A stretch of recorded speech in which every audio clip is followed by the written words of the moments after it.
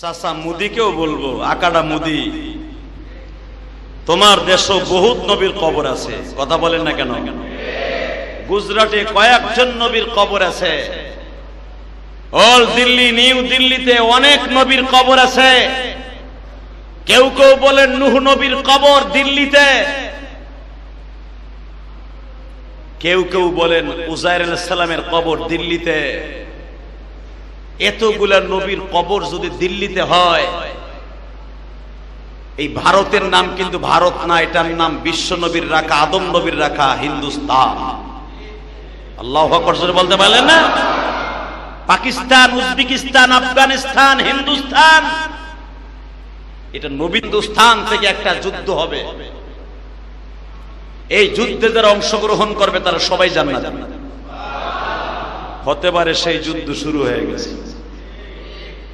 আকাডার গোষ্ঠী বিএসএফ রে পাকিস্তানিরা এমন মাইর মারতাছে সকালের থেকে দেখে আসলাম, কুত্তা যেমনে পিড়ায় হেমনে পিড়াইতেছে। আল্লাহু আকবার জোরে বলতে পারে না? অন্তত 1500 বর্ডার গার্ড বিএসএফ রে পাকিস্তানি আর্মিরা ধইরা আমাগো দেশে দেখেন নাই শস্য উড়াইয়া জমির থেকে শস্যের পালা দেখছেন, শস্য কেমনে বাইন্দা লয়ে যায়, শস্য বান্দার মতো বাইন্দা ঘাড়ে করে পাকিস্তান লয়ে যাইতেছে বর্ডারের থেকে। আল্লাহু আকবার জোরে বলতে পারলে না? যুদ্ধ আমরা বাংলাদেশিরা চাই না, কারণ আমরা পাকিস্তানিদেরকে এই দেশ থেকে কুকুরের মতো মাইরে তারাই, সেটাও ঠিক আছে, কথা বলেন না কেন? ওরা যে আমাদের দেশের বন্ধু তাও না, কিন্তু অল মুসলিমুনা মিল্লাহ ওয়াহিদ, মুসলমান হিসাবে আমরা সব এক ভাই, কথা বলেন না কেন? যদি পাকিস্তানি ওয়ালাদের একটা লাশ পড়ে তখন আর ভারতের পক্ষে আমাদের কোনো মায়া থাকবে না, কারণ তারা আমার মুসলমান, কথা ঠিক না ঠিক? যেরকম ফিলিস্তিনের জন্য চিৎকার মেরে মেরে দোয়া করি, আন্দোলন করি, ভারতের বিরুদ্ধে আন্দোলন করব, ঠিক না বেটে? জোরে বলেন। আর ভারত আমাদের বন্ধু না, এটা সবাই জানে। ওই আকাডা মোদি 1971 সালে আমাদের বন্ধু ছিলেন না। হয়তো কোন কোন স্বজন প্রীতি যারা করেছে, মামু বাড়ি খালো বাড়ি যাদের, তাদের সাথে থাকতে পারে, কিন্তু আমরা এটা জানি, কোরআন শরীফের দিক দিয়ে আমরা জানি, আল মুশরিকিনা বায আলাল বায, আল্লাহ কোরআনে বলেছে আদুব্বি ওয়া আদুব্বাকুম, এক হিন্দু আর এক হিন্দুর বন্ধু মুসলমানের শত্রু। আমি আল্লাহর শত্রু, আল্লাহ নিজে বলেছে। কোরআনের দিকে তাকাইলে যতই আমার দেশের বন্ধু সে দেখাক না কেন, সে আমার কোরআনের দৃষ্টিকোণ থেকে সে আমার শত্রু, কথা বলেন না কেন? আর সে কি এমনি আমার বন্ধু হয়? তার দেশে আমার কলিজার টুকরা মুসলমান ভাইদের বাড়ি ঘর, মসজিদ, মাদ্রাসাগুলা আগুন দিয়ে জ্বালায় দিচ্ছে, কথা ঠিক না বেঠে? সে বন্ধু হয় কেমনে? তারে যারা বন্ধু মনে করবা, আমি মনে করবো সে আমার দেশের শত্রু। ভালো করে বুঝবেন, কোরআনকে বন্ধু বানান। কোরআনে বলেছে সে আমার শত্রু, সে আমার বন্ধু হয় কেমনে? ঠিক না বেঠে? খুব আনন্দ লাগছে, দেখলাম বিএসএফ রে ধরে ধরে সরিষার মতো পিডাইয়া পিডাইয়া, শস্য পিডানের মতো কলই যেমনে পিডাইয়া এমনি পিডাইয়া বাইন্দা লয়ে যাইতেছে। আলহামদুলিল্লাহ, আলহামদুলিল্লাহ বলতে পারলেন না? কারণ আকাডার গোষ্ঠী ওরা মরার ভয় পায়, মুসলমান কোনোদিন মরার ভয় পায় না। কথা বাস্তব না অবাস্তব? তার জ্বলন্ত প্রমাণ কয়েকদিন আগে দেখেন নাই, বিএসএফ ঢুকছিল আমাকে বাংলাদেশ একটু মাতবাড়ি করার লেগে, একজন কৃষককে ধরার লেগে। আমার দেশের বর্ডার গার্ড বিজেপি এমন মাইট দিছে, পরে টানতে টানতে কলার ধরে নিয়ে আসা দিছে, পরে বাপ কইয়া পাও জড়াই দিছে, তারপর সারে নাই, পরে কলার ধরে ভিতরে লই আইছে, বুঝাই দিছে ভাবিস না যে তোকে আর ভয় পাই, তোর একটা মারবি তোকে 10টা মারবো, কথা ঠিক না? ঠিক। কেন জানেন? যখন কোন মানুষ মৃত্যুর আর ভয় পায় না, তখন দুনিয়ার কোনো দিন কোন সৃষ্টিজীব তার কোনো ক্ষতি করতে পারে না। এটা আমার আল্লাহর খেলা, কথা ঠিক না? ঠিক। আল্লাহর কাছে দোয়া করেন জোরে করে আমিন। আল্লাহ এই যুদ্ধকে আপনি বন্ধ করে দেন, আমরা যুদ্ধ চাই না। এতে পাকিস্তান বোমা মিসাইল মারতেছে, আমার মুসলমান ভাই মারতেছে না? কাশ্মীরে মুসলমান মরতেছে না? মুসলমানরা মরতেছে, আমরা শান্তিকামী, আমরা বাংলাদেশের মুসলমান শান্তিকামী, আমরা অসম্প্রদায় নয়। তা না হলে আমরা যদি দাঙ্গাবাজ হতাম, গুজরাটের মুসলমান, আসামের মুসলমান, পশ্চিমবঙ্গের মুসলমানকে যেইভাবে আকাড়া মুদির বাহিনী মারতাছে, আমরা যদি সেই দাঙ্গা বাহিনী হইতাম, বাংলাদেশ থেকে সব হিন্দুগুলার পিড়াইয়া এই দেশ থেকে তাড়ায় দিতাম। বরঞ্চ আমরা হিন্দুদের মন্দির পাহারা দিচ্ছি। কথা বলেন না কেন? হ্যাঁ, যদি আমার দেশের আর একটা কলিজার মুসলমানের গায়ে হাত দাও, গুজরাটের আর একটা মুসলমানের গায়ে হাত দাও, আর যদি ওদেরকে বাংলাদেশে একটা পাঠায় দিবা, তোকে 100 পাঠায় দেবে। কথা বলেন না কেন? তোরে একটা পাঠাবি বাংলাদেশে, তোকে এই দেশ থেকে আকাডার গোষ্ঠী মাইরে 100 পাঠাবো, সময় মতো দেখা যাবে। কথা ঠিক না বেঠিক? 71 সালে পাঠাই নাই, পাঠাইছি। ওকে আমরা পাঠাই নাই, ওরা ডরে পাঠাই গেছে। আমাকে পাঠার লাগে নাই, ওরা এমনি গেছে গা। অতএব আমরা বাংলাদেশিরা কোনোদিন যুদ্ধ চাই না। দোয়া করি আল্লাহ জুমার দিন তুমি যুদ্ধকে বন্ধ করে দাও, দুই দেশকে আল্লাহ সামঞ্জস্য করে দাও। আল্লাহ দুই দেশের ভিতরে সবরে জামিল এখতিয়ার করার তৌফিক দাও। আল্লাহ মারামারি, হানাহানি, হয়তো মুদির আক্রোশ, মুদি থাকবো সেই তার সেই রেস্ট হাউসে থাকবে, তার বাসভবনে থাকবে, ওরা তো সহজে মারা যাবে না। মরবে আপামান জনসাধারণ, জনসাধারণের ভিতরে আমার মুসলমান ভাই থাকবে, হিন্দু থাক, বৌদ্ধ থাক, খ্রিস্টান থাক, আমরা মানব সম্প্রদায়কে মরে যাক এটা আমরা মুসলমানরা চাই না। আল্লাহ আমাদের হেফাজত করুক, জোরে কানা আমিন। মেরে ভাই দোস্ত বুজুর্গ, ভালো করে সাল্লাল্লাহু তাআলা আলাইহি ওয়া আলা আলিহি ওয়া আসহাবিহি ওয়া বারাকা ওয়া সাল্লাম। আল্লাহুম্মা সাল্লি আলা মুহাম্মাদিন ওয়া আলা আলি মুহাম্মাদ কামা সাল্লাইতা আলা ইব্রাহিম ওয়া আলা আলি ইব্রাহিম ইন্নাকা হামিদুম মাজিদ। اللهم بارك على محمد وعلى آل محمد كما باركت على إبراهيم وعلى آل إبراهيم إنك حميد مجيد. نحمده ونستعينه ونستغفره ونؤمن به ونتوكل عليه ونعوذ بالله من شرور أنفسنا ومن سيئات أعمالنا.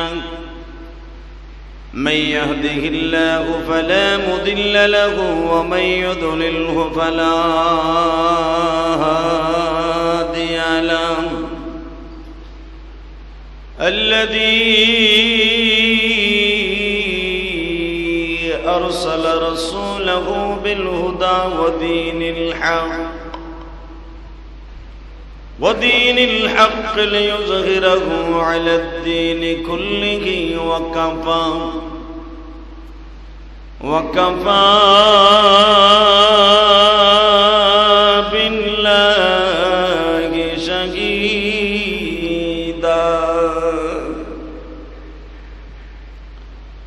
أما بعد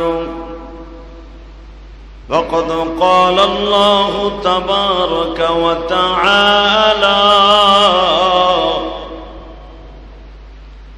فأعوذ بالله من الشيطان الرجيم.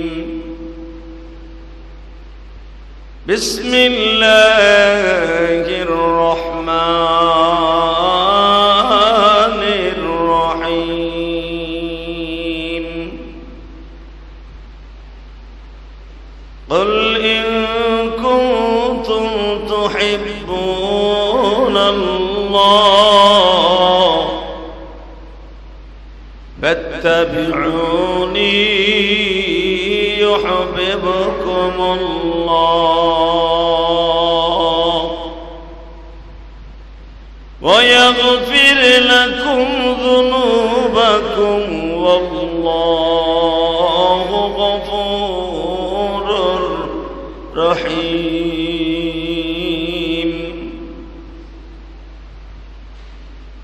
إن الله وملائكته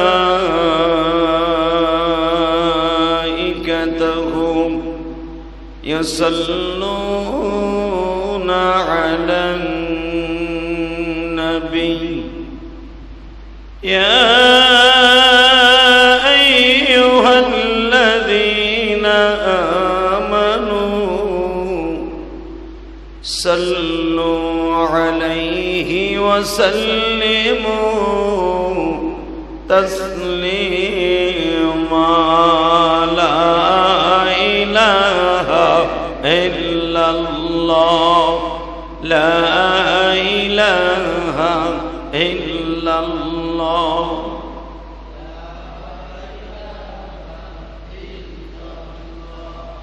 لا إله إلا الله لا إله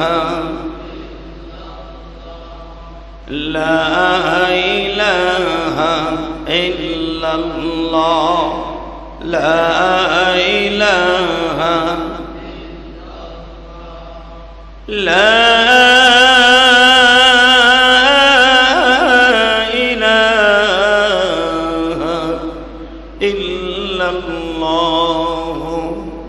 محمد رسول الله صلى الله عليه وسلم الله الله الله الله الله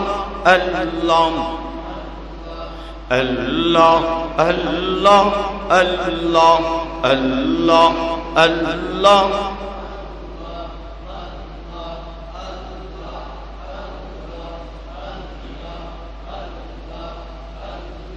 لا إله إلا الله محمد رسول الله সমস্ত প্রশংসার মালিককে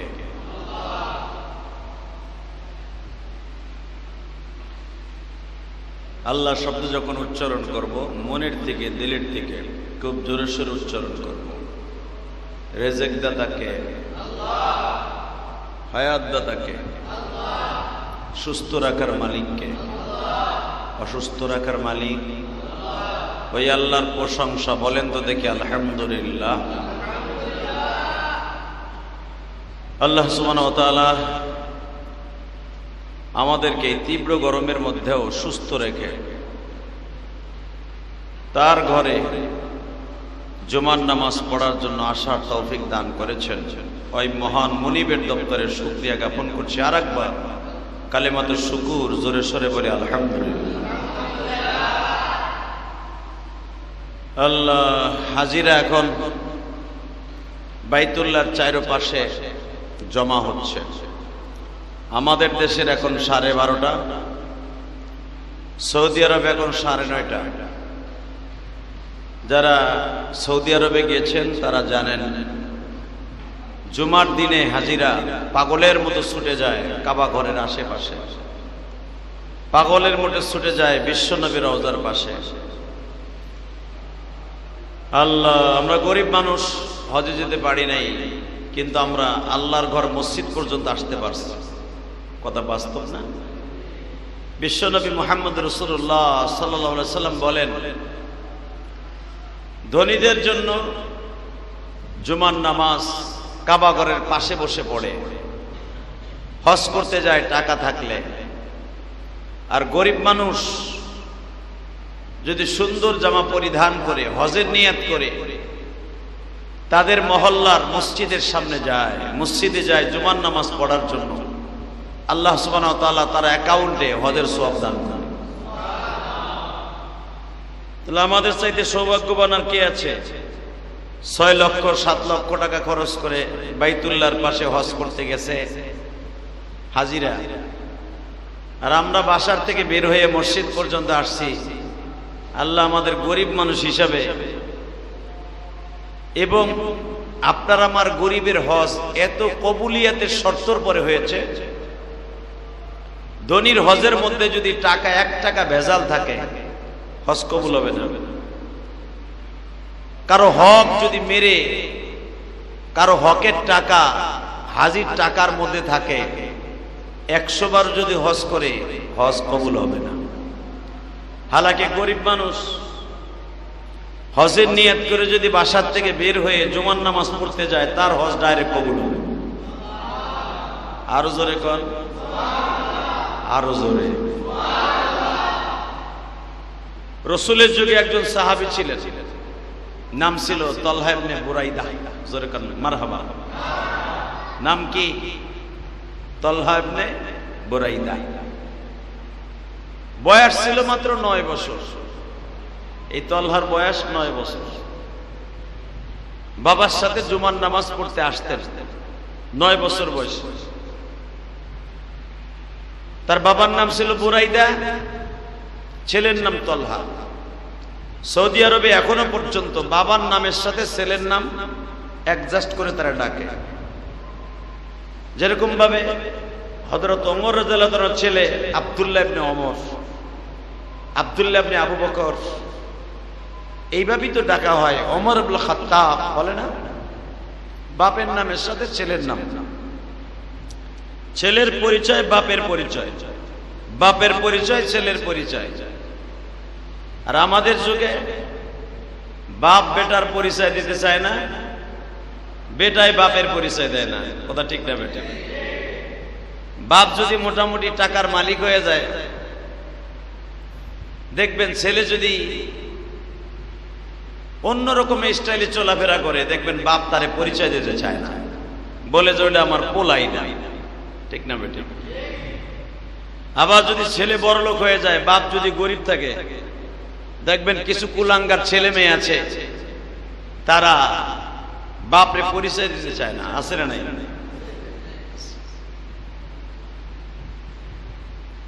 আর ওই জামানায় বাপকে প্রাধান্য দিতেন ছেলের দ্বারা।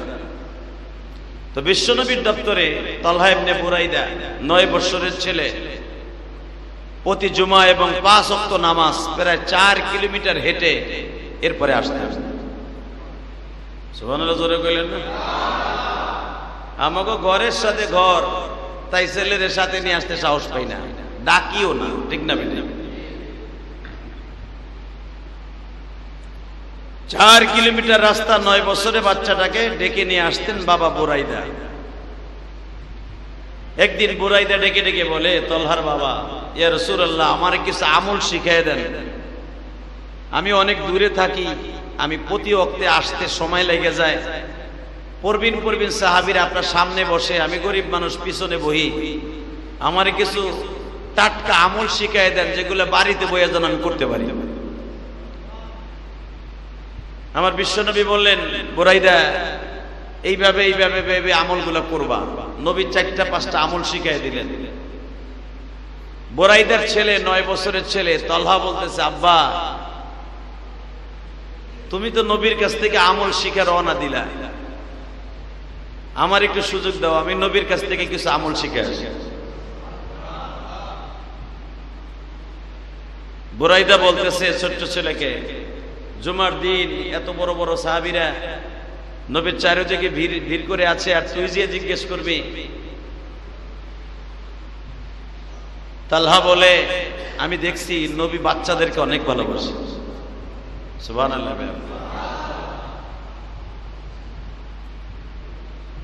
বুরাইদা বলতেছে, যাই দেখ নবী তোরে পাত্তা দেয় কিনা।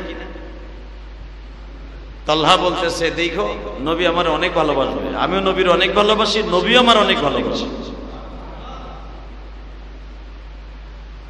বাবা বুরাইদা বললেন, ঠিক আছে, যে দেখ বিশ্ব নবী তোকে কতটুকু লাইক করে। তালহা পাগলের মতো দৌড়ে আসছে, নবী গো, আমার বাবারে দেখলাম আপনি কয়েকটা আমল শিখায় দিলেন। আমি 9 বছরের, আমার নাম তলহা। নবী বলে আমি তোমার নামটা জানি, বলো তোমার কি দরকার। নবী আমার বাবারে কয়েকটা আমল শিখায় দিলেন। আমি ছোট্ট মানুষ, আমারে কি পছন্দ হয় না, আমি ছোট্ট বিদায় ভাইবেন না আমি আমল করতে পারবো না, আমারও কিছু আমল শিখায় দেন।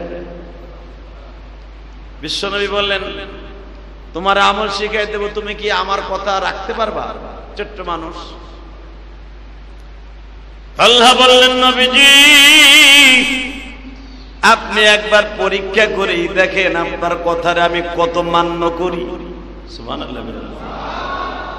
আপনি আমল তো পরের ব্যাপার, আপনি আমার একটা পরীক্ষা করে দেখেন আমি 9 বছরের তলহা হতে পারি, আপনার কথার আমি কত প্রাধান্য দেই, আমি আপনার কথাকে কত দামি মনে করি। বিশ্বনবী বললেন তাহলে কি একটা পরীক্ষা করব? করো। এই যে তরবারিটা নাও। নিলাম। তোমার বাবার মাথাটা কাইটে লয়ে আসো। সুবহানাল্লাহ বললেন। এটা যদি আমার পোলারে বলতো, আমার পোলায় বলতো আগে আপনারটা কাইটে দেখি কাটে কিনা, ধার আছে কিনা তরবারিতে, কথা ঠিক না বেটে? যে আপনি কিসের নবী, আমার বাপের মাথা কাটতে কোন? আপনার কিসের হুজুর আপনি, বাপরে মারতে কনে? তালহা বললেন দেন তরবারি। তরবারি নিয়ে এমন জোরে দৌড় মেরেছে বাবার মাথা কাটার জন্য। বাবার কাছাকাছি যাইবার পরে বিশ্বনবী ডাক দিয়েছে তলহা রে, আমি নবী কাটতে বলেছিলাম, আমি নবী আবার তোমার রিটার্ন আসতে বলছি। রিটার্ন তলহা আবার তরবারি নিয়ে পাগলের মতো দৌড়ে আসছে বিশ্বনবীর সামনে।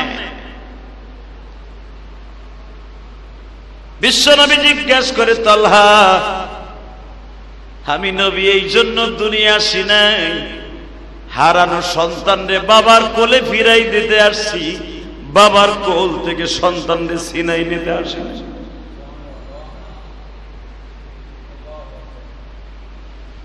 তালহা বলে ইয়া রাসূলুল্লাহ যদি আপনি আমাকে নিষেধ না করতেন, ঠিকই যে আমি আপনার হুকুম পালন করার জন্য আমার বাবার কল্লাটা নামায় দিতাম। নবী আমার জিজ্ঞেস করলেন তুমি তো এতিম হয়ে যাইতা। নবী এতিম হলে কি হবে গো, আমি আমার বাবার মতো কলিজার নবীর অর্ডার তো পালন করলাম।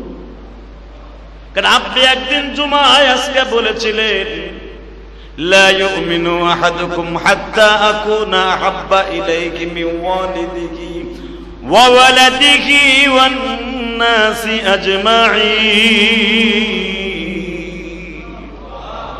আপনি তো আজকের জুমায় কইলেন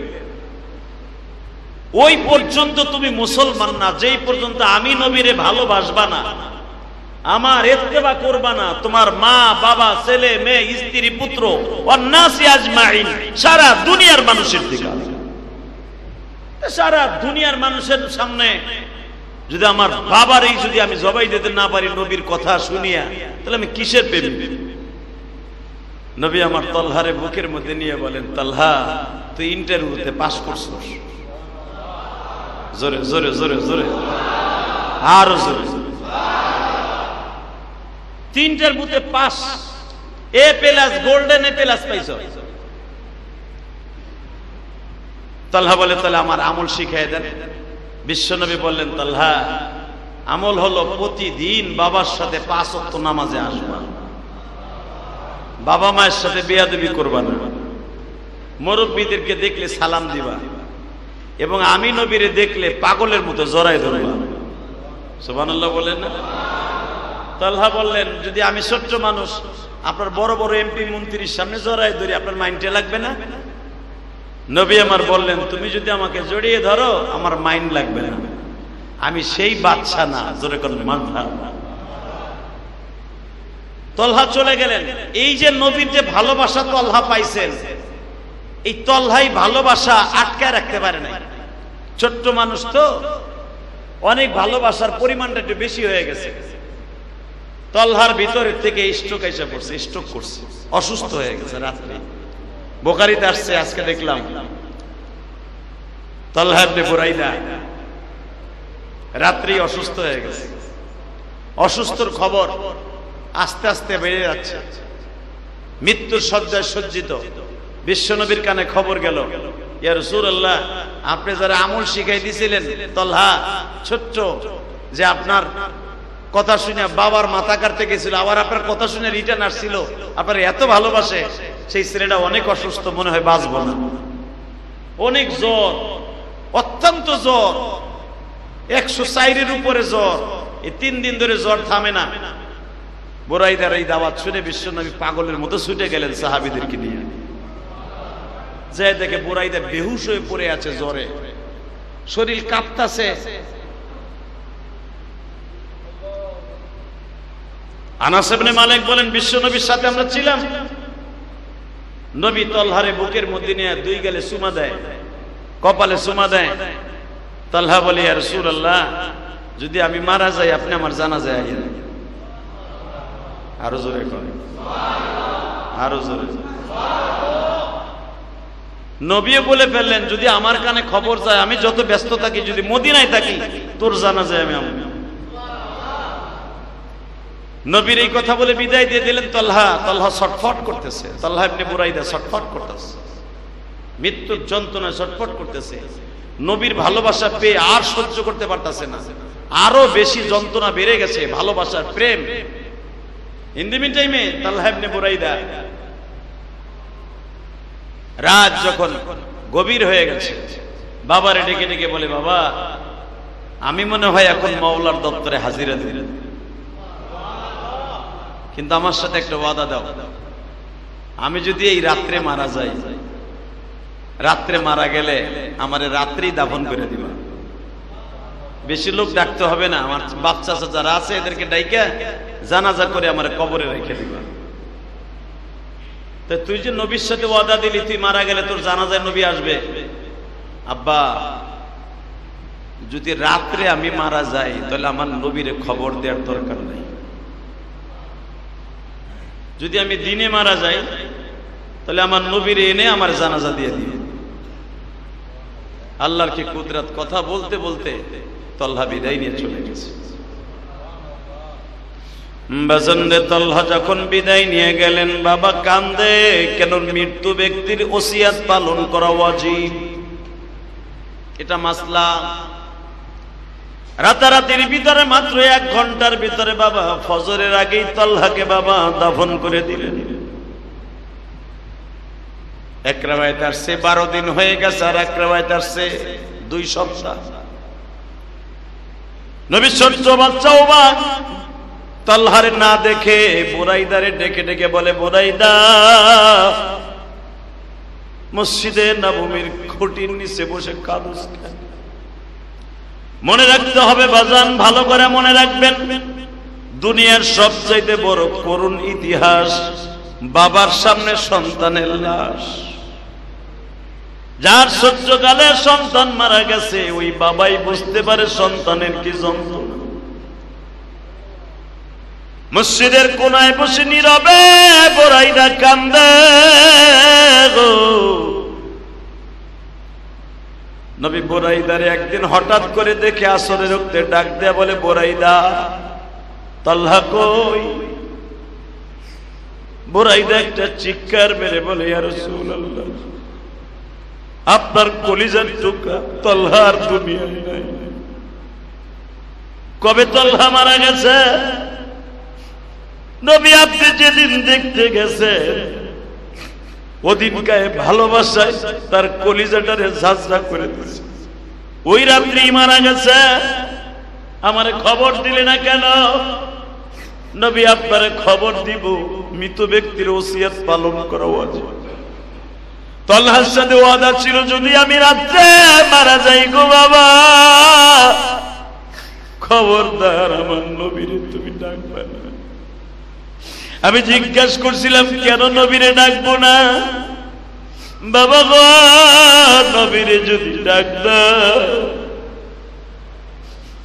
আর আমার নবী যদি আমার জানাজায় আসতে যায় মুনাফিকদের ষড়যন্ত্রের শিকার হয়ে যায়, আমি আমার মাওলার কাছে কি জবাব দিব? আমার নবী আমার জানাজায় আসতে যায় যদি রাত্রে মুনাফিকরা নবীর অ্যাটাক করে, নবীরে যদি গুপ্ত হত্যা করার জন্য তারা ডাল সরকে নিয়ে নাস্তায় নামে গো, আমি আমার মাওলার কাছে যাই কি জবাব দিব? আমি ওটা সহ্য করতে পারবো না গো বাবা। নবীর ভালোবাসা নিয়ে বিদায় নিলাম গো বাবা। বুরাইদা কান্দে আর বলে, নবীজি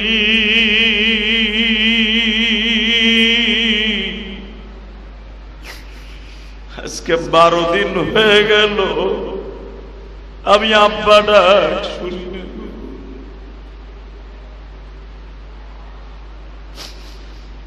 আমার নবী বলে, বুরাইদা রে আমার নিয়ে চল, আমার তলহারে কই দাফন করছো? আমি আজকেও হাদিসে দেখলাম বাবা, বিশ্ব নবী তলহার কবরের কাছে 802টা গেড়ে দিলেন। কবরের মাটি ধরে বলে, তলহারে আমি দেখতাছি তুই আরামে ঘুমাইতেছ, আমি নবী তোর কবরের পাশে থাইকা বেশি ডিস্টার্ব করব না, তুই আরামে ঘুমা। আমি কিয়ামতের মাঠে তোরে ডাইকে উঠাবো, আমি কিয়ামতের মাঠে তোরে ডাইকে উঠাবো, কিয়ামতের মাঠে আমি তোর ঘুম ভাঙাবো। তলহা কিয়ামতের আগে তোর ঘুম আর ভাঙবে না রে তলহা।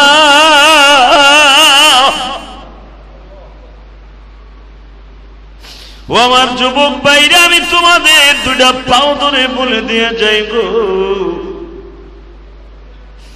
আজকে নবীদের কবর গুলা বেজরমা ইসরায়েলে উড়ায় দেয়। আজকে নবীদের কবরে আক্রমণ করে ইসরায়েলি হানাদার বাহিনী। জাতির পিতা ইব্রাহিমের কবরে তারা বম্বিং করতে চায়। দেখো মালিকের খেলা কারে কয় গো। তোমরা হয়তো নবীদের প্রেম বুঝলা না, আমার মালিক নবীদের প্রেম বুঝে ফেলেছে। ইসরায়েলকে আল্লাহ এমন গজব দিয়ে এখন সোজা করতেছে, কথা বলেন না কেন? এমন গজব আল্লাহ ইসরায়েলে আরম্ভ করেছে, সারা দুনিয়ার বেঈমানদের কাছে সাহায্য চাইতেছে। আমেরিকা ব্রিটেন জেট বিমান পাঠাইছে পানি দিয়ে নিষ্কাশন করার জন্য। এত পানি মারে, পানি যত মারে আগুনের ভুলকি আরো তত বাড়ে। পানি মারার কারণে আগুন যখন বেড়ে গেছে, নেতানিয়াহু বেজরমা এখন পানিও মারে না। দেখে পানি মারলে আরো পানি আগুন বাড়ে। দুনিয়ার নিয়ম হলো আগুন লাগলে পানি দিয়া বন্ধ করে, ঠিক না বেঠিক? আর পানি লাগলে পারে, এটা আবার কেমন আগুন? এটা মানুষে লাগায় নাই নেতানিয়াহু, এটা তোর বোমার আগুন না, এটা আমার মাবুদের মিসাইলের আগুন। এই আগুন নিভাইবার মতো ক্ষমতা তোর কেন পৃথিবীর কারোই নাই। এই আগুন যদি আল্লাহ আস্তে আস্তে নিভায় তাহলে নিভবে, ঠিক না বেঠিক? জোরে বলা। কারণ তুই নেতানিয়াহু গত সপ্তাহ, তার 3 সপ্তাহ আগে তুই ইব্রাহিম নবীর কবরের পাশে বোম্বিং করছস। মাজারের এক অংশ ভেঙে দিয়েছস তুই ইব্রাহিম নবীর। তুই কি জানোস ইব্রাহিম আলাইহিস সালামের জীবনী? ওয়াইদ ইয়ারফাউ ইব্রাহিমুল কওয়াইদা মিনাল বাইতি ওয়া ইসমাঈল। জোরে জোরে জোরে জোরে। ربنا تقبل منا إنك أنت السميع العليم। নেতানিয়াহু, তুই আমার আব্বাজান ইব্রাহিম সম্পর্কে তোর কি জানা আছে? ইব্রাহিম আলাইহিস সালামের কলিজার টুকরা সন্তান, বাপ বেটার কবর একই জায়গায়। ইসহাক নবীর সম্পর্কে তোর কি জানা আছে বদমাইশ? আজকে তুই তাদের কবরের সাথে বেয়াদবি করস। চাচা মুদিকেও বলবো, আকাডা মুদি, তোমার দেশও বহুত নবীর কবর আছে, কথা বলেন না কেন? গুজরাটে কয়েকজন নবীর কবর আছে, অল দিল্লি, নিউ দিল্লিতে অনেক নবীর কবর আছে। কেউ কেউ বলেন নূহ নবীর কবর দিল্লিতে, কেউ কেউ বলেন উজাইর আলাইহিস সালামের কবর দিল্লিতে। এতগুলা নবীর কবর যদি দিল্লিতে হয়, এই ভারতের নাম কিন্তু ভারত না, এটার নাম বিশ্ব নবীর রাখা, আদম নবীর রাখা হিন্দুস্তান। আল্লাহু আকবার বলতে পারলেন না?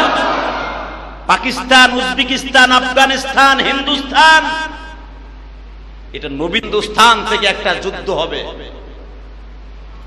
এই যুদ্ধে যারা অংশগ্রহণ করবে তারা সবাই জান্নাত যাবে।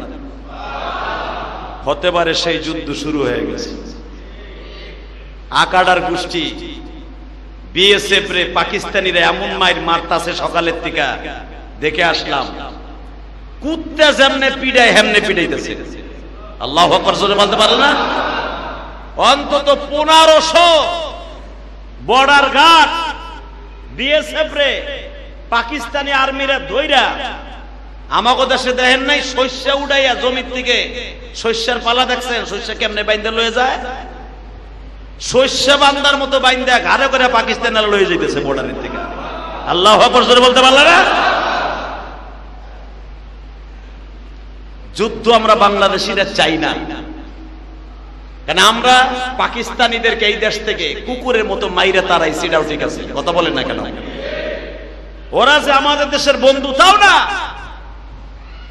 কিন্তু অল মুসলিমুনা মিল্লা ওয়াহিদ, মুসলমান হিসাবে আমরা সব এক ভাই, কথা বলেন না কেন? যদি পাকিস্তানিওয়ালাদের একটা লাশ পড়ে তখন আর ভারতের পক্ষে আমাদের কোনো মায়া থাকবে না, কারণ তারা আমার মুসলমান, কথা ঠিক না বেঠে? যেরকম ফিলিস্তিনের জন্য চিৎকার মেরে মেরে দোয়া করি, আন্দোলন করি, ভারতের বিরুদ্ধে আন্দোলন করব, ঠিক না বেঠে? জোরে বলেন। আর ভারত আমাদের বন্ধু না, এটা সবাই জানে। ওই আকাডা মোদি 1971 সালে আমাদের বন্ধু ছিলেন না।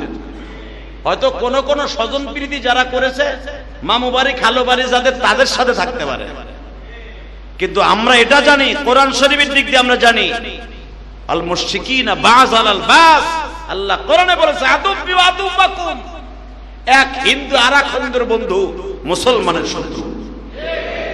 আমি আল্লাহর শত্রু, আল্লাহ নিজে বলেছে। কোরআনের দিকে তাকাইলে যতই আমার দেশের বন্ধু সে দেখাক না কেন, সে আমার কোরআনের দৃষ্টিকোণ থেকে সে আমার শত্রু, কথা বলেন না কেন? আর সে কি এমনি আমার বন্ধু হয়? তার দেশে আমার কলিজার টুকরা মুসলমান ভাইদের বাড়ি ঘর, মসজিদ, মাদ্রাসাগুলা আগুন দিয়ে জ্বালায় দিচ্ছে, কথা ঠিক না বেঠে? সে বন্ধু হয় কেমনে? তারে যারা বন্ধু মনে করবা, আমি মনে করবো সে আমার দেশের শত্রু। ভালো করে বুঝবেন, কোরআনকে বন্ধু বানান। কোরআনে বলেছে সে আমার শত্রু, সে আমার বন্ধু হয় কেমনে? ঠিক না বেঠে?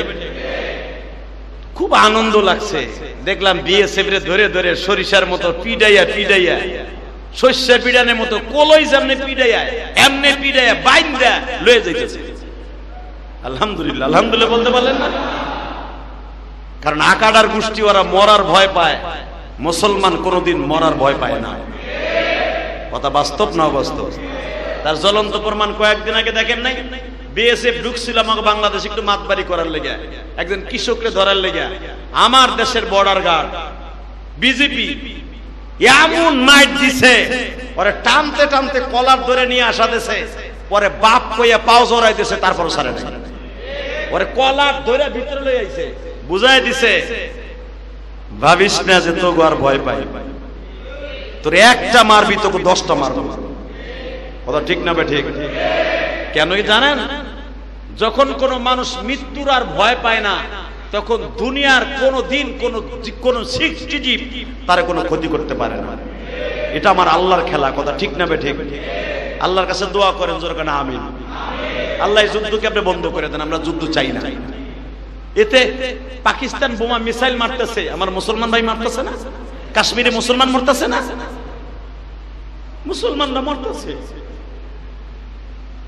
আমরা শান্তিকামী, আমরা বাংলাদেশের মুসলমান শান্তিকামী, আমরা অসম্প্রদায় নয়।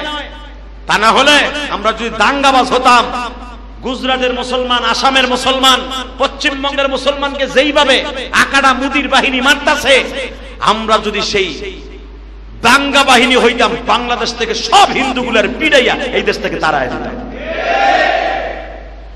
বরঞ্চ আমরা হিন্দুদের মন্দির পাহারা দিচ্ছি। কথা বলেন না কেন? হ্যাঁ, যদি আমার দেশের আর একটা কলিজার মুসলমানের গায়ে হাত দাও, গুজরাটের আর একটা মুসলমানের গায়ে হাত দাও, আর যদি ওদেরকে বাংলাদেশে একটা পাঠায় দিবা, তোকে 100 পাঠায় দিবে। কথা বলেন না কেন? তোরে একটা পাঠাবি বাংলাদেশে, তোকে এই দেশ থেকে আকাডার গোষ্ঠী মাইরে 100 পাঠাবো। সময় মতো দেখা যাবে। কথা ঠিক না বেঠে? 71 সালে পাঠাই নাই, পাঠাইছি। ওকে আমরা পাঠাই নাই, ওরা ডরে পাঠাই গেছে। আমাকে পাঠার লাগে নাই, ওরা এমনি গেছে গা। অতএব আমরা বাংলাদেশিরা কোনোদিন যুদ্ধ চাই না। দোয়া করি আল্লাহ জুমার দিন তুমি যুদ্ধকে বন্ধ করে দাও, দুই দেশকে আল্লাহ সামঞ্জস্য করে দাও। আল্লাহ দুই দেশের ভিতরে সবরে জামিল এখতিয়ার করার তৌফিক দাও। আল্লাহ মারামারি হানাহানি, হয়তো মুদির আক্রোশ, মুদি থাকবো সেই তার সেই রেস্ট হাউসে থাকবে, তার বাসভবনে থাকবে, ওরা তো সহজে মারা যাবে না। মরবে আপামান জনসাধারণ। জনসাধারণের ভিতরে আমার মুসলমান ভাই থাকবে, হিন্দু থাক, বৌদ্ধ থাক, খ্রিস্টান থাক, আমরা মানব সম্প্রদায়কে মরে যাক, এটা আমরা মুসলমানরা চাই না। আল্লাহ আমাদের হেফাজত করুক, জোরে কানা আমিন। মেরে ভাই দোস্ত বুজুর্গ, ভালো করে বুঝবেন, বাংলাদেশে মানুষের মতো দয়ালু মানুষ পৃথিবীতে আর কোন দেশ পাবেন না। আমি চ্যালেঞ্জ করে বললাম, পৃথিবীর যতগুলা দেশ আমার এই নজরে আসছে, যতগুলা দেশ আমি সফর করেছি, আল্লাহ তো বহুত দেশে আমাকে দিয়েছে। এই যে কোরবানির পরে আরো কয়েকটা দেশ সফর করবো, আলহামদুলিল্লাহ বলে ভিসা অলরেডি পেয়ে গেছে। এই মুসলমানের পোলা ভালো করে বুঝেন, যতগুলা দেশে গেছি, মুসলমান দেশ, মুসলমানের সামনে দাপায়া মরে যায়, হাত দিয়েও ধরে না। যদি আমার হাতের ছাপ লাগে, পুলিশের কাছে আমার জবাব দিতে হবে। আর আমার দেশ, একটা অটো রিক্সায় যদি অ্যাক্সিডেন্ট করে, মোটরসাইকেলে অ্যাক্সিডেন্ট করে, কার ছেলে, কার মেয়ে, কার বউ, এটা দেখার বিষয় নয়। তারে মা মনে করে, বোন মনে করে, আপন বোন মনে করে, বাবার মতো সন্তানকে কোলে করে নিয়ে হসপিটালে যায়। ঠিক না বেটি? এটা আমার দেশ। আমার দেশের মতো শান্তিপ্রিয়, আমার দেশের মতো সোনার বাংলা পৃথিবীর কোন দেশে নাই। এটা আমার সোনার বাংলা। নেতানিয়াহুকে বলবো, আমি জানি আমার কথা আপনার পর্যন্ত যাবে না, আপনি আমার ভাষা বুঝবেন না, কিন্তু ইউটিউবওয়ালারা এখন আলহামদুলিল্লাহ ভালো একটা সিস্টেম করছে। প্রত্যেকটা ওয়াজ আর প্রত্যেকটা লেকচার এরা ইংলিশে ডাবিং হয়। দেখবেন ইংলিশে কিন্তু কথাগুলো উঠে। এটা ইউটিউবওয়ালারা করছে, আমেরিকান এই বদমাশগুলো করছে, যেন দেখবেন আমাদের ওয়াজগুলা কিন্তু এখন ইউটিউবে ছাড়ার সাথে সাথে ইংলিশে ট্রান্সলেশন হয়। ভালো করে বুঝবেন, ওরা ওইগুলো বোঝার জন্য এই কাম করছে। আর এইটা করে গেছে জো বাইডেন, এটা করে গেছে জো বাইডেন, যে এরা আমাকে বিরুদ্ধে কি কয় আমাকে শোনার দরকার আছে। ওরা ভাষা না বুঝুক, ইংলিশে কি কয় এটা বুঝে। বুঝেন না আমার কথা? তা আমি জানি নেতানিয়াহু পর্যন্ত যদি আমার কথাটা পৌঁছায়, আমি তাকে বলবো এখনো পর্যন্ত সময় আছে। ইব্রাহিম আলাইহিস সালাম, আমার আব্বা জান ইব্রাহিম আলাইহিস সালামের কাছে ক্ষমা চান। কথা ঠিক না বেঠে? আপনি তার মাজারে বোম মেরেছেন, আপনি জানেন না আমার আব্বা ইব্রাহিম আলাইহিস সালামের আগুনেও পোড়াইতে পারেন। কথা ঠিক না বেঠে? কোরবানির সামনে শুরু করা যাক, আমার আব্বা জানের স্টাইল কারে বলে। 450 বছর রাজত্ব করলো নমরুদ।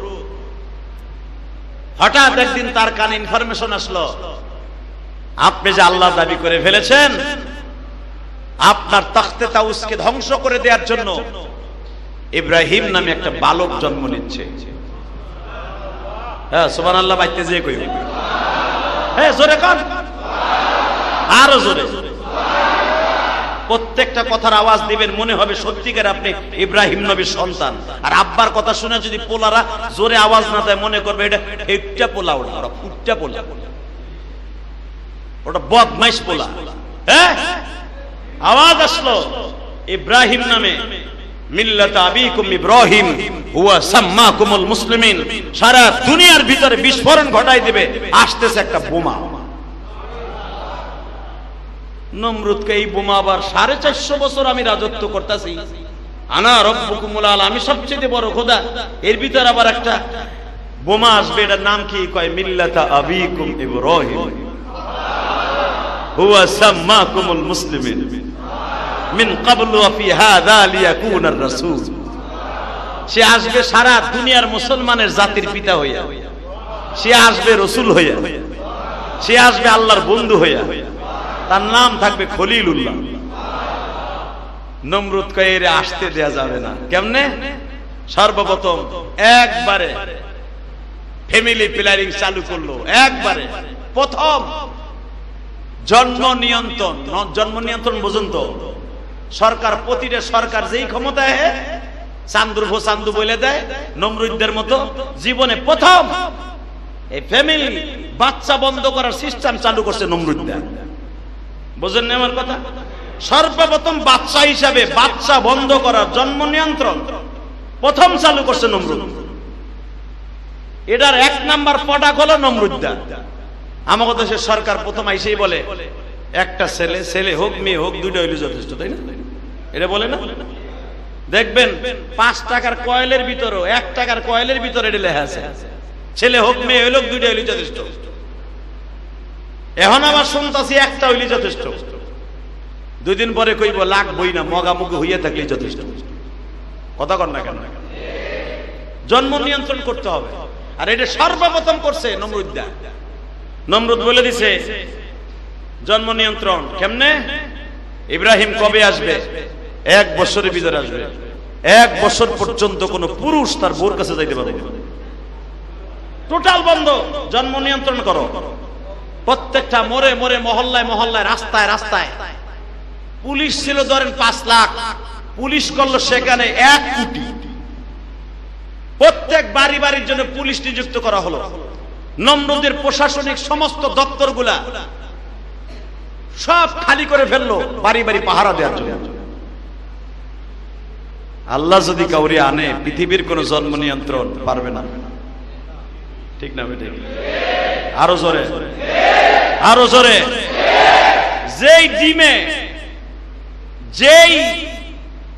যেই রিপুতে, যেই কণিকায় আপনার বাচ্চা জন্ম নিবে, পৃথিবীর এমন কোন শক্তি নাই তাকে ফিরাইতে পারে।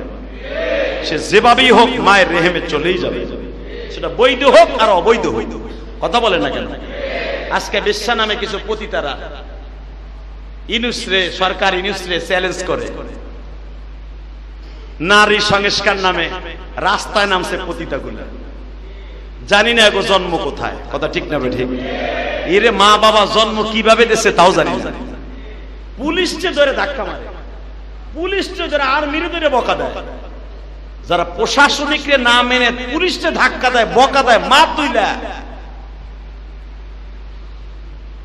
যে একটা প্রশাসনিক পুলিশকে কুকুরের বাচ্চা বলে গালি দিতে পারে শাহবাগে বসে, তাহলে বোঝা গেল ওর জন্ম কুত্তাই দিছে।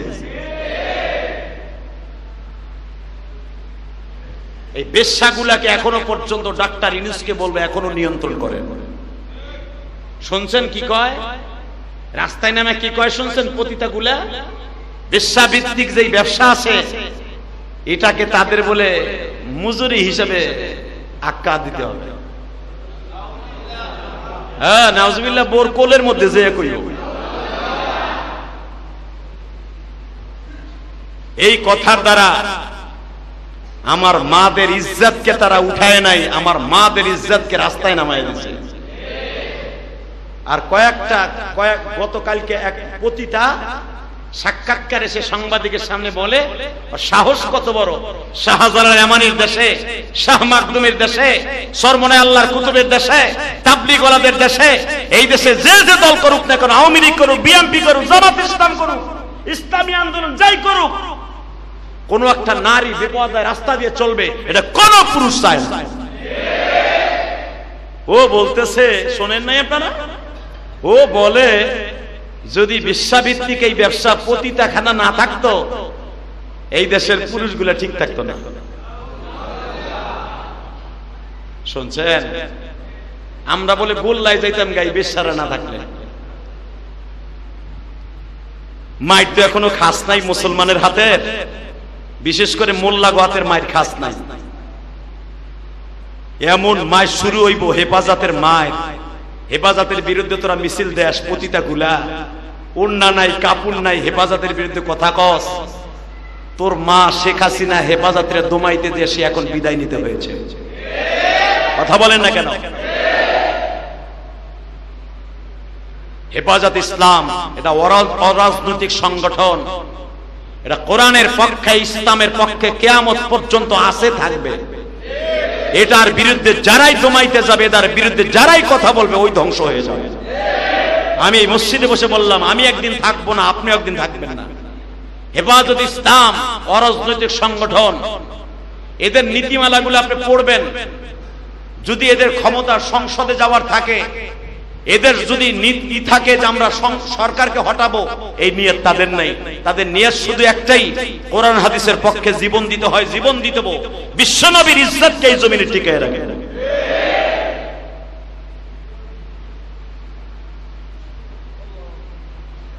তাহলে আপনারা চান না যেই নারীগুলা নারী সংস্কারের নামে বেহায়াপনা ছড়াইতে চাচ্ছে, এটা ইউনূস সরকার যদি বাস্তবে আনে, ইউনূস সরকারের পতন অতি তাড়াতাড়ি হয়ে যাবে। আর এটাকে প্রমোট করতেছে বাহিরের থেকে, বাহিরের এই আকাড়া মুদি। কারণ ওর দেশে তো প্রত্যেক মোড়ে মোড়ে আমি দেখেছি, দিল্লি, ওল্ড দিল্লি, নিউ দিল্লি, আসামে, বিশেষ করে পশ্চিমবঙ্গে, কলকাতায় মোড়ে মোড়ে ওদের পতিতাখানা। ওই আকাড়া চাইতেছে আমার বাংলাদেশে ওই এরকম করতে, এই জন্যই যে এদেরকে নামাই দিচ্ছে। কথা ঠিক না বেটি? আল্লাহ আমার দেশকে আপনি হেফাজত করেন, এই গজব থেকে হেফাজত করেন, এই গজব থেকে হেফাজত করেন। আমার আব্বাজান বন্ধ হয়ে গেল, কোন পুরুষ যেতে পারবে না বিবির কাছে। আল্লাহর কি কুদরত! আপনার আমার দাদি অর্থাৎ আজরের বিবি, যেরকম মারহাবা। আমার আব্বা যদি ইব্রাহিম হয়, আপনার আব্বা ইব্রাহিম হয়, তার মা আপনার কি লাগে না? হেরো মা কইবেন। আপনার আমার দাদি আজরের স্ত্রী, ওয়াইদ ক্বালা ইব্রাহিমু লিআবিহি আযার। আল্লাহ কোরআনে বলেন ইব্রাহিম আলাইহিস সালামের বাবা আযার যেই রাত্রে ইব্রাহিম আলাইহিস সালাম তার মায়ের রেহেমে যাবে, বাবার মধ্যে এত কাম উত্তেজনা আল্লাহ সৃষ্টি করে দিলেন, তার মায়ের ভিতরে আল্লাহ সৃষ্টি করে দিলেন। কারণ আজকে আমার আব্বাজান মায়ের রেহেমে যাবে। নমরুদের সবচেয়ে বড় দেহরক্ষী, বডিগার্ড, খোদার বডিগার্ড, সে হলো ইব্রাহিমের বাবা।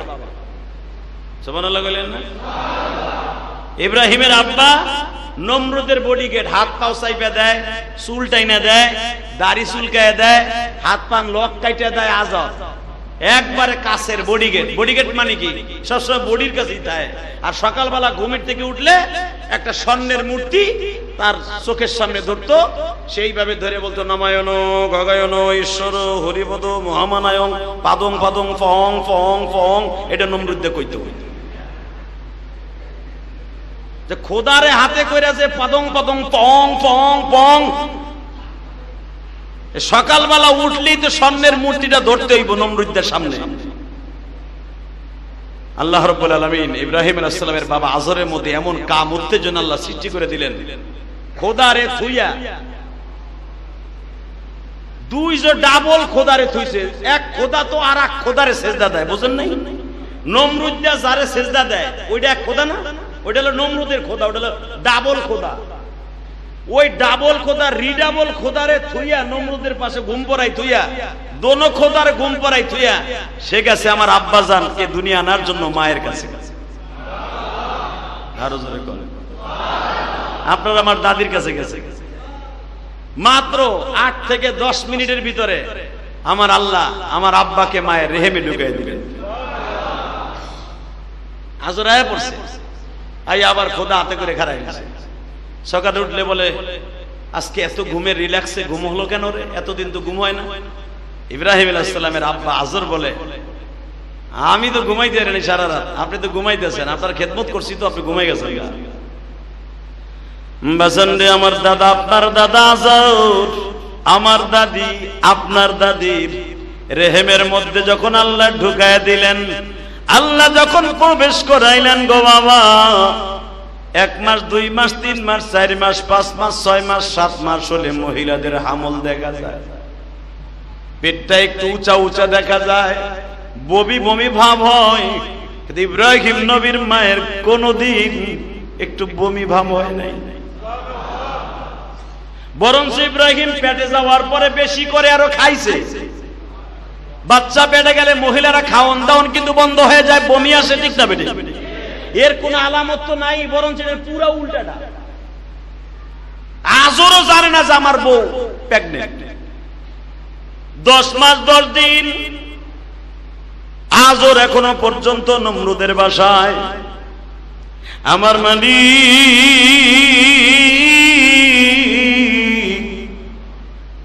ডেকে ডেকে বলে, আজরের বিবি রে, উম্মে ইব্রাহিম, আমার খলিল আজকে আসবে, তোর বাসায় যদি জন্ম দেস তোর স্বামী মাইরে ফেলবে, বাসায় জন্ম দেয়া যাবে না। মা কারে কয় রে বন্ধু, মা তার জীবনকে বাজি রাইখা একটা সন্তানকে দুনিয়ায় আনে, ঠিক না বেটি? 10 মাস 10 দিন পেটে বাচ্চা, স্বামীর কাছেও কয় নাই। কারণ ইব্রাহিমের মা জানে, যদি আমার এই নিষ্ঠুর স্বামীর আজর জানতে পারে, আমার পেটের বাচ্চা নষ্ট করে ফেলবে, অথবা নমরুদের কাছে যে বলবে আমার বাচ্চা যে কোনো ভাবে হোক নষ্ট করে দিবে। মা বলে নাই গো।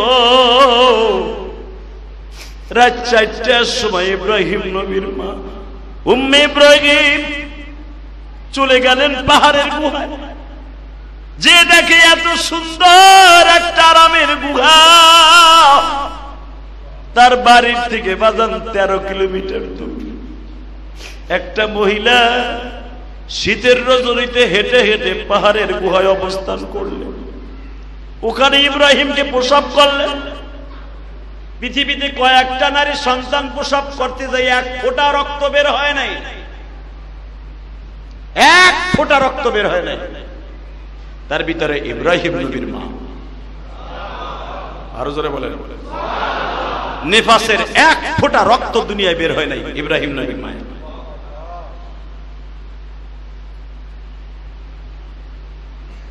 ইব্রাহিম আলাইহিস সালামকে আমার আব্বাজানকে প্রসব করলেন। বাচ্চা কোলে নিয়ে দেখি কিসের পূর্ণিমার চাঁদ। যে ঘরের মধ্যে, যেই গুহার মধ্যে ইব্রাহিমকে জন্ম দিয়েছে, পুরো গুহাটা ইব্রাহিমের চেহারায় আলো হয়ে গেছে। আর মাত্র কয়েক মিনিট কথা বলবো, চোখের পানি ছেড়ে দিবেন। আজকে সেই জাতির পিতা ইব্রাহিমের কবরে বোম্বিং করস নেতানিয়াহু, তুই জানোস না গো, আমার যে আব্বাজানকে পৃথিবীর সবচেয়ে বড় ডিক্টেটর স্বৈরাচার জালিমের সামনে আমার আল্লাহ চ্যালেঞ্জের মুখাপেক্ষী হয়েও পৃথিবীতে বাঁচায় রাখতে পারে, তুই নেতানিয়াহু কেন? পৃথিবীর কোন জালিম নাই আমার আব্বার কবরের সাথে বেয়াদবি করতে পারে। প্রমাণ করে দে। জাতির পিতা ইব্রাহিম জন্মের পরেই মা মাত্র 2-1 ফোঁটা দুধ পান করাইছে। কপালে আর 2 চোখে চুমা দিয়ে বলে, বাবা গো, তুই কি পোড়া কপাল নিয়ে আসবি?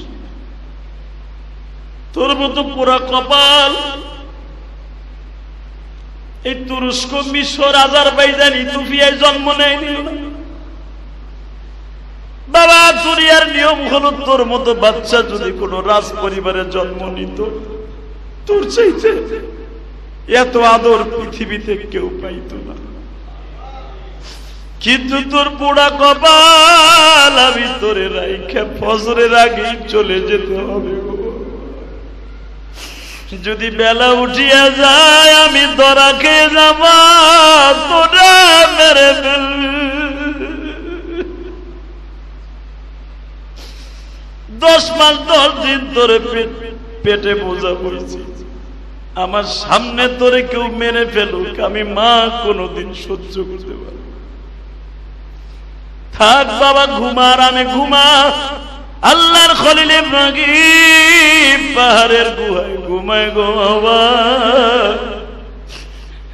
বাচ্চাদের দুধের তৃষ্ণা লাগলে আপনাদের জানা আছে, জোরে জোরে আওয়াজ দেয়।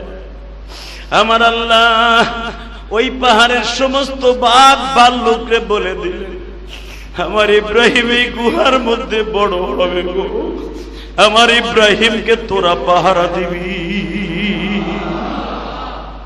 সূরা আরাফের মধ্যে আসছে, ডাইরেক্ট কোরআন শরীফের আয়াত। ইব্রাহিম আলাইহিস সালামের মা মাঝে মাঝে আসতেন, এসে দেখতেন ইব্রাহিম এই আঙ্গুলটা গালের মধ্যে দিছে, ইব্রাহিমের গালের থেকে মধুর ঘেরান আসে। ইব্রাহিমের এই আঙ্গুলটা গালের মধ্যে দিছে, দুধের ঘেরান আসে। কে করে দিয়েছে? জোরে বলেন, কে দিয়েছে? এক আঙ্গুল থেকে মধু বের হয়, আর এক আঙ্গুল থেকে দুধ পানি দুটাই বের হয়। আমার আব্বা, আপনার আব্বা ইব্রাহিম মার স্তনে শুধু একদিন দুধ পান করছে। কেউ বলে 7 থেকে 8 দিন দুধ পান করছে। 7 বছর পর্যন্ত পাহাড়ের গুহায়, সূরা আরাফের মধ্যে আসছে, 7 বছর বয়সে যে দেখে ইব্রাহিমের মা, ইব্রাহিম গুহায় নাই। বাবা কই গেছিলা? মা গেছিলাম চন্দ্রের দিকে তাকাইয়া তারে আল্লাহ বলছিলাম, সূর্যের দিকে তাকাই আল্লাহ বলছিলাম, পাহাড়ের দিকে তাকাই আল্লাহ বলছিলাম। দেখলাম সব কিছু মা ধ্বংস হয়ে যাবে। কুল্লু মান আলাইহা ফান ওয়া ইয়াবকা ওয়াজহু রাব্বিকা যুল জালালি ওয়াল ইকরাম। মা আমি আজ থেকে সিদ্ধান্ত নিয়েছি কি, ইন্নী ওয়াজ্জাহতু ওয়াজহিয়া লিল্লাযী ফাতারাস সামাওয়াতি ওয়াল আরদা হানিফা ওয়া মা আনা মিনাল মুশরিকিন। এটা ইব্রাহিম আলাইহিস সালামের দোয়া, এটা আপনারা বানাইছেন যায় নামাজের দোয়া। মিয়া মা তোমার জিজ্ঞেস করি আল্লাহকে, কয় আমার জিজ্ঞাসা তোমার আল্লাহকে। হ্যাঁ মা তোমার আল্লাহকে। কয় তোর বাপ আজর। নজুবিল্লাহ জোরে কয়। মা আমার আব্বার আল্লাহকে। কয় নমরুদ। মা নমরুদের আল্লাহকে। এইবার মা মুখ চাইবে ধরছে, তুই এই কথা কইস না বাবা, এই কথা কইস না। হের আবার আল্লাহকে, সে নিজেই খোদা। ইব্রাহিম আলাইহিস সালাম বলেন, মা লিআলিহাতানা, দুনিয়ার কোন মানুষ আল্লাহ হতে পারে না, আল্লাহকে। ইব্রাহিম আলাইহিস সালাম বললেন, মা তার সাথে আমার একদিন সাক্ষাৎ হবে, আমি বাসায়ও যাব, নমরুদের সাথে আমার মোকাবেলা হবে, নমরুদকে বুঝাই দেব কুল হুয়াল্লাহু আহাদ আল্লাহুস সামাদ লাম ইয়ালিদ ওয়া লাম ইউলাদ ওয়া লাম ইয়াকুল লাহু কুফুয়ান আহাদ। মেরে ভাই দোস্ত বুজুর্গ, আমার আব্বা আপনার আব্বা এখনো জনমানবে আসে নাই, পাহাড়ের গুহায় বইয়েই জালিমের বিরুদ্ধে হকের পথে আল্লাহর দ্বীনের রাস্তায় জিহাদ ঘোষণা করেছে 7 বছর বয়স থেকে। আমরাও তার সন্তান হয়ে যে কোনো মুহূর্তে কোরআনের পক্ষে, আল্লাহর পক্ষে, নবীর পক্ষে, ইসলামের পক্ষে যে কোনো মুহূর্তে জিহাদের ডাক আসতে প্রস্তুত আছি না নাই? ইনশাআল্লাহ বলেন রাজি আছি না নাই? বলা যায় না, বলা যাচ্ছে না। যেই যুদ্ধের কথা আমার বিশ্বনবী বিশ্বযুদ্ধের কথা বলে গিয়েছিলেন, যেই যুদ্ধটা হিন্দুস্তান থেকে শুরু হবে, ভারত থেকে শুরু হবে, জানি না ওই যুদ্ধটা লেগে গেছে কিনা। যদি লেগেই যায়, কারণ চায়নাও বলেছে, রাশিয়াও বলেছে, তুরস্কও বলেছে পাকিস্তানের সাথে আছে। আমেরিকার ডোনাল্ড ট্রাম্প, ওই ভদ্রলোকও বলেছে ভারত ঠিক করে নাই। কুত্তার মতো আর বিড়ালের মতো 100 বছর না বাইছে একদিন বাঁচবো কোরআনের পক্ষে। যদি ওই দামামা এটা বেজেই যায়, রাজি আছি তো ইনশাআল্লাহ? রেডি আছেন তো ইনশাআল্লাহ? রেডি আছেন তো? আল্লাহ কবুল করেন। আমরা চাই বন্ধ হয়ে যায়। যদি আমার রাসূলের ভবিষ্যৎবাণী এটার মধ্যেই থেকে থাকে, তাহলে এটার মধ্যে আমাকে বিশ্বনবী ডাকতেছে, আমিও শরীক হব ইনশাআল্লাহ। কে? আমি মানে আপনিও কে না বউ কোলে করে হইয়া থাকবেন যে এখন হুজুরের নামুক আমরা থাই, তাহলে বোঝা যাবে এই যুদ্ধে বিশ্বনবীর সাথে আপনার কাঁধদারি হবে। রেডি থাকতে হবে ইনশাল্লাহ বলেন। আমরা যুদ্ধ চাই না, আমরা শান্তি চাই ইনশাল্লাহ বলেন। আর যদি আমার নবী সেই যুদ্ধের দাম আমার বেজে যেই থাকে, এই যুদ্ধে আপনার আমার যাওয়া ফরজ হয়ে যাবে। আল্লাহ আমাদের সবাইকে কবুল করুন। আসেন তওবা করে আস্তাগফিরুল্লাহ রব্বি মিন কুল্লি যামবি ওয়া আতুবু ইলাইহি লা হাওলা ওয়ালা কুওয়াতা ইল্লা বিল্লাহিল আলিয়্যিল আযীম। অনেকে দোয়া চেয়েছেন, দোয়া চাই, দোয়া করি। আজকে মাসের কয় দিন? হ্যাঁ, বেতন আদি পাইছেন না? দেখি কেডা কেডা বেতন পাইছেন আল্লাহর এই ঘরের জন্য। 1500 টাকা কে দিবেন? হাত উঠান তো, নগদ 1500 আল্লাহর ঘরে কে দিবেন? দেন দেন তাড়াতাড়ি। এই যে একজন অতিথি আসছে, দেন সেই বসিলা থেকে, এও 500 দেন। এ ওটা খারাপ, ওই যে দরজার কাছে আরো যায়, কিরে যুবক যুদ্ধে যাবি না? আগে টাকা দিয়ে যুদ্ধ কর না, দেখি আল্লাহর ঘরের সাথে যুদ্ধ হোক, আগে মনের নফসের সাথে যুদ্ধ হোক। 500 টাকা কে দিবে আল্লাহর ঘরে? কারণ কারেন্ট বিল দিতে হবে, অনেক টাকা কারেন্ট বিল। আর কে দেবে 500 টাকা? মায়ের জন্য, বাবার জন্য কে দেবে 500 টাকা? দেন দেন, মসজিদের খরচ আলহামদুলিল্লাহ দেন। আর কে দিবেন 500 টাকা? ওই যে তাড়াতাড়ি যাও, তাড়াতাড়ি যাও। আর কে দেবে 500 টাকা? টাকা পয়সা সবই থাকবো, সব থাকবো, আপনি থাকবেন না। আপনি ভাইবেন না আপনি থাকবেন, আপনি থাকবেন না, টাকা পয়সা থাকবো। যদি কারণ টাকা পয়সা কেমনে থাকবো? আপনি যদি দান করতেছেন না, এটা কিয়ামত পর্যন্ত থাকবো আলহামদুলিল্লাহ বলেন। আর মইরা যাবেন ব্যাংকেও থাকবো, বাড়ি গাড়ি করছেন ওটাও থাকবো, আপনি থাকবেন না। অতএব দেন, আল্লাহ কবুল করুক, জোরে কানে আমিন। আচ্ছা 500 পারবেন না, সময় 1 মিনিট। মায়ের জন্য, বাবার জন্য, নিজের ব্যবসার জন্য 100 টাকা কে দিবেন? দেখি হাত উঠান তো। 100 পকেটে হাত দেন তো। 100 টাকা কে দিবেন? হাত উঠান। 100 বেশি চাই নাই তো, 100 টাকা চাইছি মিয়া, 100। আর কে দিবেন 100 টাকা? দেন, হাত দেন, পকেটে হাত দেন। 100 টাকা, 100 টাকা দিবেন কে?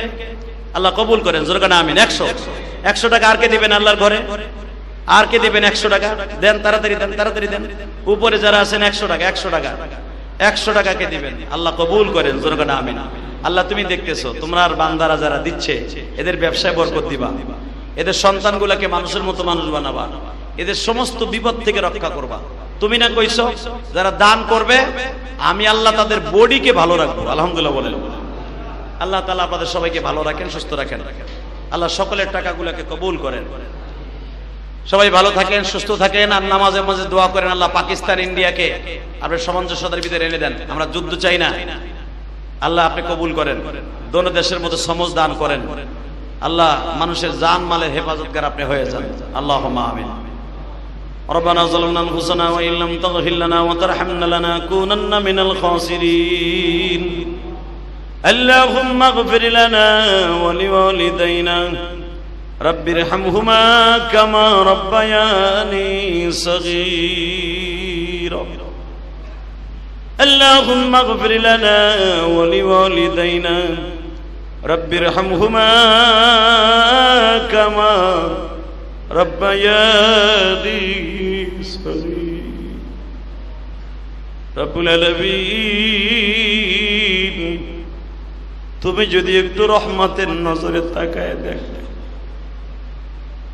আল্লাহ যারা আমিন আমিন বলছে কে কত গুনাহ করছে আমি জানি না, আমি গুনাহগার সহ কে কোথায় বসে হাত তুলছে তাও জানি না। তবে একটা জিনিস জানি, তোমার নাম রহমান, আমাদের জীবনের সব গুনাহগুলি মাফ করে দাও। যাদেরকে নিয়ে হাত তুলছি তারাও একদিন থাকবে না, আমিও একদিন দুনিয়ায় চিরদিন বেঁচে থাকবো। কত মা বোনেরা বাসায় বসে অসুস্থ শরীর লইয়া হাত তুলছে, জুমার দিন আসলেই কত মা সন্তানের হাত দিয়ে টাকা পাঠায় দেয়। হুজুরের হাতে দিয়া বলিয়া আমার মা এই দুনিয়ার থেকে চলে গেছে, আমার স্বামী চলে গেছে, আমার সন্তান মারা গেছে। কত মা বাসার থেকে স্বামীর হাত দিয়ে টাকা পাঠায় দেয়। আল্লাহ যে যেখান থেকে দোয়া চায় প্রত্যেকের বাবা মায়ের কবরটা জান্নাতের বাগান বানায়। আল্লাহ খাস করে যাদেরকে নিয়ে হাত তুলছি, এত গরমের ভিতরে এসির মধ্যে থাকতে পারি না, ফ্যানের নিচেও থাকতে পারি না, এত গরম। কিন্তু আমরা যারা মা বাবা হারায় ফেলছি, জানি না ওই মা কবরে কেমন, ওই বাবা কবরে কেমন আছে জানি না গোয়ালি। ওই বাবা মায়ের কবরটা জান্নাতের বাগান বানায়। আল্লাহ অনেকের বাবা মা বেঁচে আছে অসুস্থ, মেহেরবানি করে সুস্থ বানায় দে। আল্লাহ অনেকের ব্যবসা বাণিজ্য খারাপ, বরকত দিয়ে দিও। আল্লাহ তাআলা যে যেখান থেকে তোমার এই ঘরে দান করছে, দানগুলো কবুল করে নাও। আল্লাহ আমার রক্ত পানি করা কষ্টের টাকার মসজিদ, মেহেরবানি করে যারাই দান করে তাদের দানগুলো কবুল করো। এই ওসিলায় আমি সহ আমার জনম দুঃখিনী মায়ের কবর, দাদা দাদির কবর, নানা নানির কবর, আল্লাহ যে যেখান থেকে আত্মীয় স্বজন আছে প্রত্যেকের কবরটা জান্নাতের বাগান বানায় দিও। এই মসজিদে যারা দান করে তাদের বাবা মায়ের সকলকে তুমি মাফ করে দিও। আল্লাহ আমাদের দোয়া কবুল মঞ্জুর করে নাও। আল্লাহ আমাদের সবাইকে তুমি মাফ করে দাও। সাল্লাল্লাহু তাআলা। আল্লাহ বিশেষ করে পাকিস্তান ভারতের যুদ্ধকে তুমি বন্ধ করে দাও। আল্লাহ পাকিস্তান ভারতের যুদ্ধকে বন্ধ করে দাও। ফিলিস্তিনের মুসলমানকে হেফাজত করো। ফিলিস্তিনের মুসলমানের পূর্ণ আবাসন আবার তুমি করে দাও। আল্লাহ গাজার মুসলমানের, লাভার মুসলমানের আবাসন আবার তুমি তৈরি করে দাও। আল্লাহ তুমি আমাদের দোয়া কবুল মঞ্জুর করো। সাল্লাল্লাহু তাআলা আলা খায়রি খালকিহি মুহাম্মদ ওয়া নূরি আরশি সাইয়্যিদিনা মাহবুব বিরহমাতিকা ইয়া আরহামার রাহিমিন। যার যার স্থানে যারা চারের কাছে